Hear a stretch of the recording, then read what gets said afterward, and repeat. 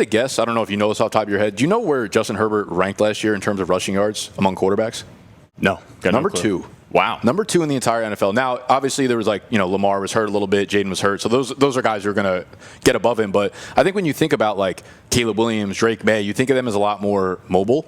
So you don't really think of the upside that Herbert has with that. And I think that's where kind of his untapped.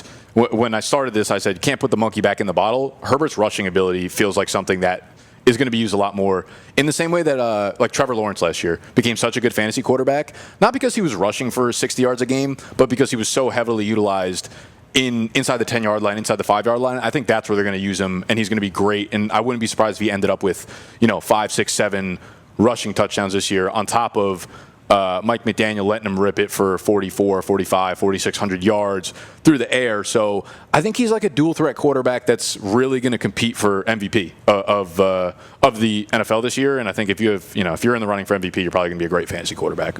Yeah, I like that call a lot. Where he's been kind of the poster boy, especially when you say rushing upside of.